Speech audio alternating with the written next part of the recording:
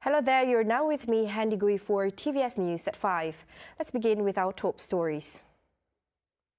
Prime Minister Dato Sri Ismail Sabri Yaakob has given his commitment to issues raised in Sabah and Sarawak, including the total number of representatives of the two states in Parliament. The Prime Minister said that this was among the issues raised in a meeting of the Special Council on the 1963 Malaysia Agreement MKMA 63, which he chaired yesterday, September 8. Ismail Sabri on his Facebook post said that the meeting was also attended by Sarawak Premier Datuk Patinggi Tan Sri Abang Johari Tun Openg, Sarawak Chief Minister Dato Sri Hajiji Noor, Cabinet Ministers as well as leaders of Sabah and Sarawak. Yesterday, Minister in the Prime Minister's Department for Sabah and Sarawak Affairs, Dato Sri Dr. Maximus Ongkili, who was also present in the meeting, was reported as saying that the meeting endorsed the move of restoring 35% of the 222 parliamentary seats for Sabah and Sarawak. The endorsement would enable Sabah and Sarawak to have 78 of the 222 seats. Besides that, Ismail Sabri said other matters raised in the meeting included the economy and health in the two Bornean states. In this regard, the Prime Minister also gave the commitment of the government to develop the two states in Budget 2023, which will be tabled on October 7th. Restoring the 35% East Malaysia's parliamentary seats from the overall number was among key issues discussed at the 5th MKMA 63 meeting. In disclosing this, Tupong Assemblyman Fazruddin Abdul Rahman said this new development in regards to the pursuit of having one-third representation from Sarawak and Sabah in the federal parliament is part of the fulfillment of the Malaysia Agreement 1963. As such, he reiterated that it is important in terms of power sharing between the parties that form the Malaysia Federation for Sarawak and Sabah to have a say in the laws that are being passed in Parliament. Based on the current calculation of the 222 parliamentary seats, 166 or 75% are in Peninsular Malaysia, while the remaining 25% or 56 seats are for the Bornean states, with 31 for Sarawak and Sabah 25. Hence, there need to be a change to respect the voice and views of Sarawak and Sabah and to avoid laws that are detrimental to the Bornean states from being passed. Fazruddin, who is also the political secretary to the Premier, further stressed that the federal constitution must represent the interests of all parties in the federation and any amendments that are being passed in the parliament. Therefore, he urged the Election Commission to restore both states as regional partners and to take further action under Article 113 of the Federal Constitution.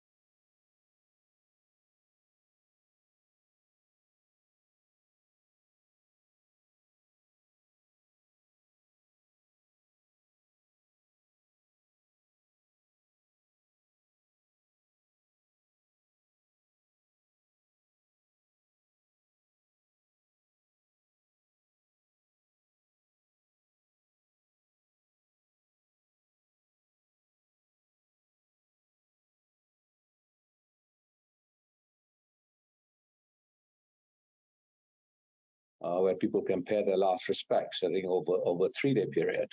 And after that, there will be these, in the Westminster Abbey, the Archbishop will read a sermon and so on. There will be a funeral service, following which, I think, on the 10th day, her body will be taken to Windsor Castle, where she will be laid to rest. It's St. George's Chapel, where the king's queen's been laid to rest, and then I believe Prince Philip, her late husband, who died last year, will then be put in the same vault, at the chapel as the Queen. And so there's a kind of a 10-day period of mourning, starting with a death announcement, who does what, how it goes on, very detailed. I mean, I haven't even given you a real sort of taste of the minute detail they've gone into. So that is, Operation London Bridge. Now, naturally, the Queen is head of the countries that are members of the Commonwealth, including Canada, Australia, New Zealand, Jamaica, and others. But that doesn't mean the future king will automatically have the same post. What will happen to the Commonwealth now, Doctor? Yeah, you see, at the last, the last Commonwealth heads of government leaders summit have been, there was, the Queen could not attend. Charles was there. There was a feeling, in Malaysia too. I don't think our Prime Minister attended. The Foreign Minister did.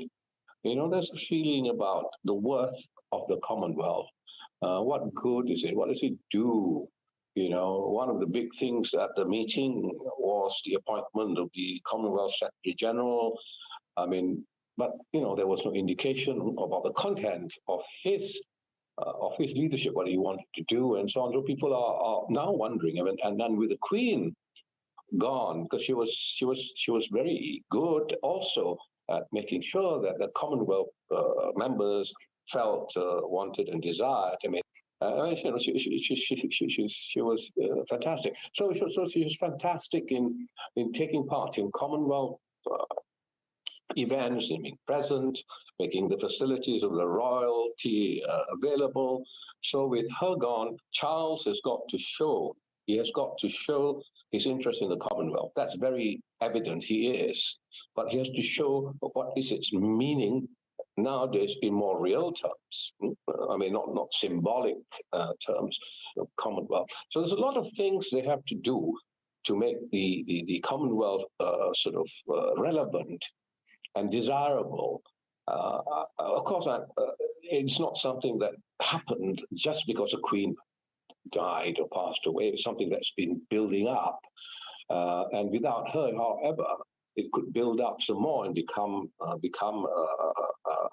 a negative narrative about the Commonwealth. So, I mean, one of the things Charles and the British government, if it so desires to do so, should think about it. Do you want to do something? Do you want to carry on with it? And, I know some countries have been doing studies on, what worth the Commonwealth, especially middle-income countries, who are members of the Commonwealth. Thank you, Dr. Munir, for your insights. See the world closer with TVS, as we bring you the latest news update both locally and internationally by heading on to our official website at tvstv.my or follow us on our social media platforms. That's all the time we have for TVS News at 5. I'm Handy Gui. Thank you for watching.